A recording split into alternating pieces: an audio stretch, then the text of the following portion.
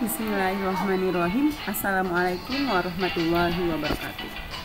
Pada kali ini kita akan belajar dan membuat reaksi ionisasi. Ya, pada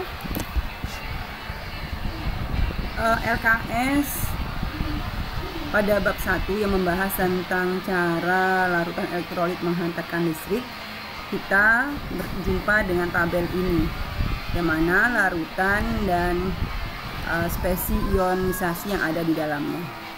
Nah, mungkin beberapa kalian bisa memahami ini dengan baik, tapi mari kita bahas bersama-sama. Kita mulai beri nomor 1, 2, 3, 4, 5, 6, 7, 8, 9, 10. Nah, kita punya 10 larutan ya. Nah, kalau larutan berarti ia berada dalam air. Nah, kita mulai dengan larutan yang pertama, HCl. H itu asam, Cl klor, beri akhiran ida karena ini hanya terdiri atas dua unsur. Asam klorida. Asam klorida merupakan elektrolit kuat. Karena ia elektrolit kuat, maka ia terionisasi sempurna dalam air dengan derajat ionisasi sama dengan 1, berarti tanda panahnya satu arah ke kanan. Nah, ia akan menjadi ion asam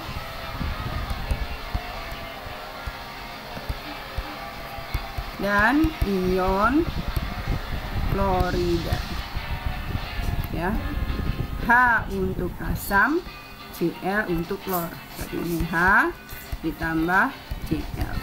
Nah, yang namanya ion berarti ada muatannya. Nah, di sini ada sistem periodik unsur atau kadang disebut tabel periodik unsur. Ini golongan 1A, 2A, 3A, 4A, 5A, 6A, 7A, dan 8A. Nah, kita lihat hidrogen golongan 1A. Nah, untuk golongan 1A maka ia umumnya jika membentuk ion maka ionnya bermuatan positif 1 karena ia akan melepas satu elektron valensinya. Oke, satu elektron valensi dilepas. Kemudian klor itu golongan 7A, berarti supaya stabil ia akan menangkap satu elektron yang tadinya hanya 7 elektron valensi yang ia punya, sekarang menangkap satu sehingga ia jadi bermuatan positif, bermuatan negatif 1 ya. Positif 1 ditambah negatif 1 hasilnya netral atau 0. Nah, jadi gini ya. Itu nomor 2 ternyata ya. Nah, yang kemudian nomor 1. Nomor satunya sama. Nomor satunya ini NaCl ya. Na itu natrium. Cl itu adalah klor karena hanya ada dua unsur, jadi dia adalah unsur senyawa biner, beri akhiran ida. Natrium klorida. Merupakan elektrolit kuat. Derajat ionisasinya sama dengan 1, berarti reaksi ionisasinya terjadi satu arah, ditandai dengan tanda panah ke kanan 1. Akan menjadi ion natrium dan ion klorida. Ion natrium dan ion klorida. Nah, natrium golongan 1A. Di ion natrium Na gitu kan. Ion klorida Cl muatannya berapa? Natrium golongan 1A bisa dilihat di tabel, maka ia bermuatan positif 1. Ion klor tadi sudah dibahas, ia merupakan golongan 7A, maka supaya stabil ia harus memenuhi kaidah oktet, maka ia harus menangkap satu elektron, jadi muatannya selalu umumnya -1. Plus 1 ditambah -1 hasilnya netral 0. Nah, ini ya. Oke, seperti itu. Nah, sekarang kita lanjut ke yang nomor 3 ya.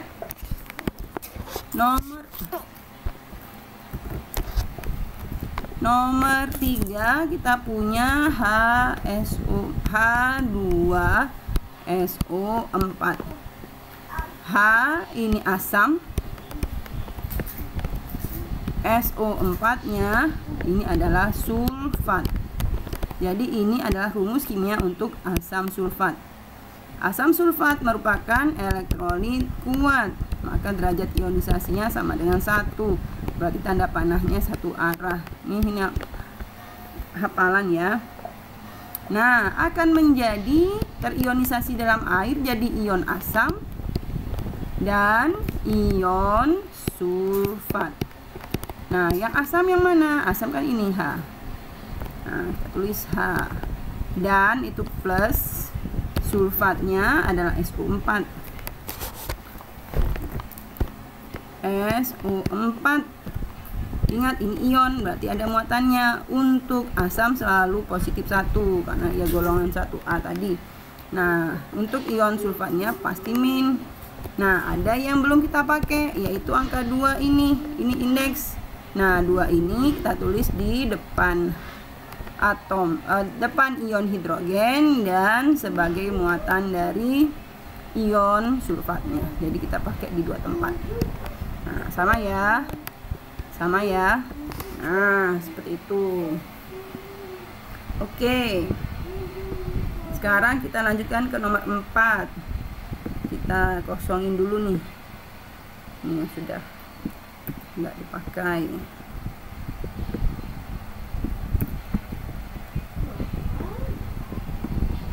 Kita lanjutkan ke yang nomor 4.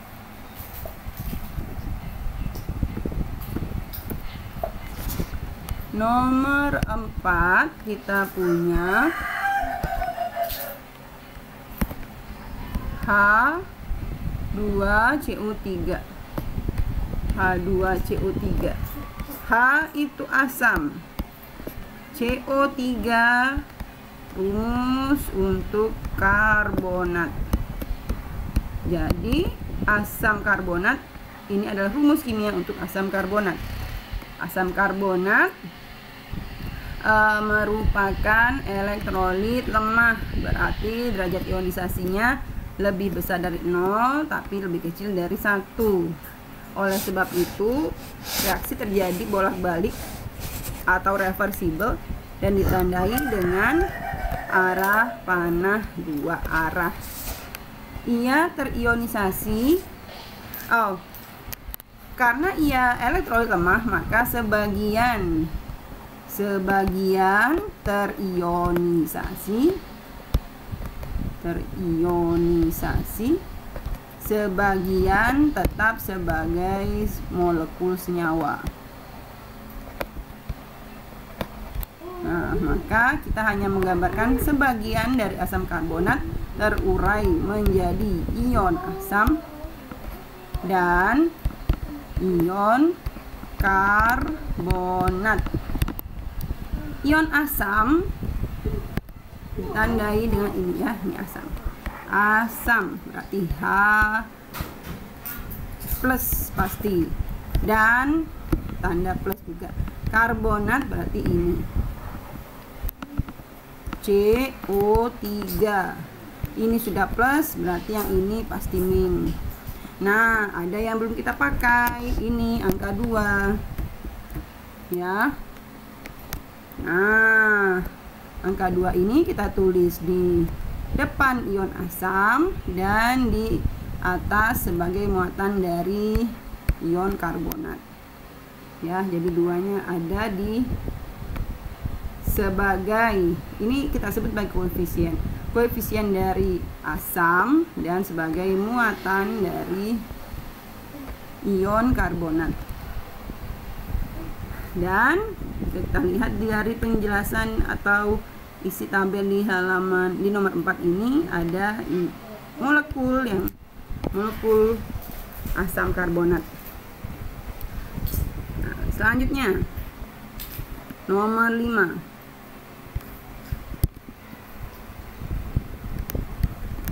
CH3COOH merupakan Rumus kimia dari asam asetat.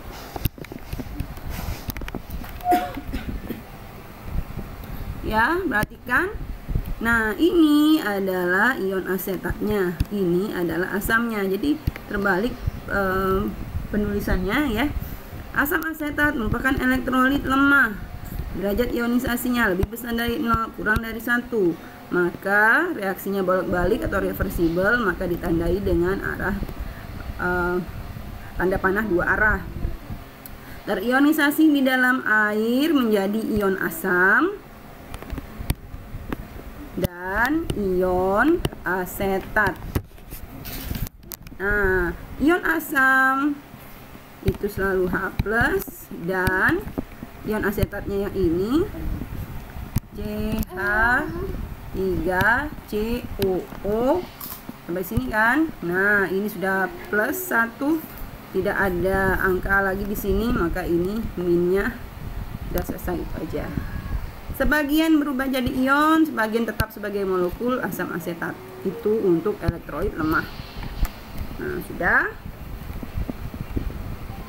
Nah, untuk soal untuk larutan nomor 6, 7, 8, 9, dan 10, Ibu tidak tuliskan ya, supaya tidak terlalu panjang, tapi Ibu beri nama supaya lebih mudah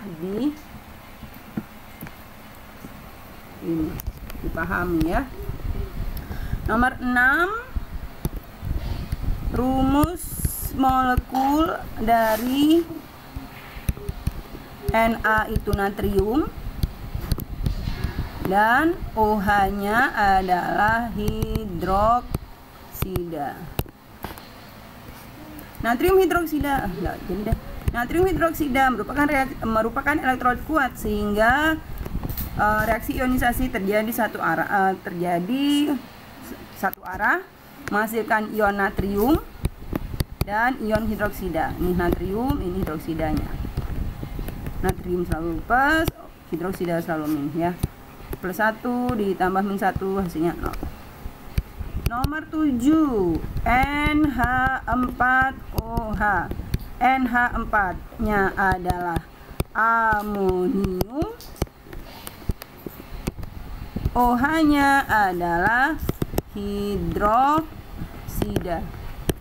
Merupakan elektrolit lemah sehingga terionisasi sebagian dan reaksinya terjadi dalam 2 arah, ditandai dengan anak panah 2 arah, menghasilkan ion natrium dan ion amonium NH4 dan hidroksida OH. Hidroksida selalu min, ini plus, amonium +1 ya. Udah. Selanjutnya nomor 8.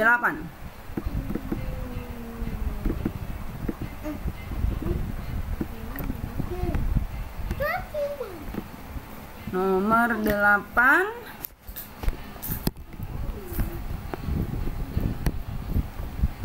8 kita punya AgCl.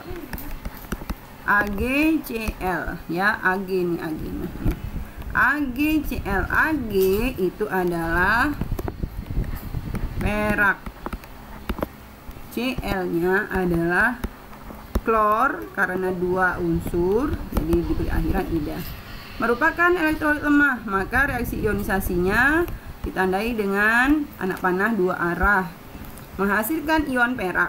Peraknya adalah Ag. Dan ion klorida Cl. Ion klorida selalu negatif 1. AgCl, supaya ini negatif berarti -1 ditambah 1, hasilnya 0. Sebagian sebagai molekul, sebagian menjadi ion positif dan ion negatif. Lanjut nomor 9. Nomor 9, BaSO4. Ba-nya barium, SO4-nya ini adalah sulfat. Ya, merupakan elektrolit lemah, maka reaksi ionisasinya terjadi 2 arah, menghasilkan ion barium dan ion sulfat. Jadi kita ulang nulis, ini bariumnya Ba ditambah SO4.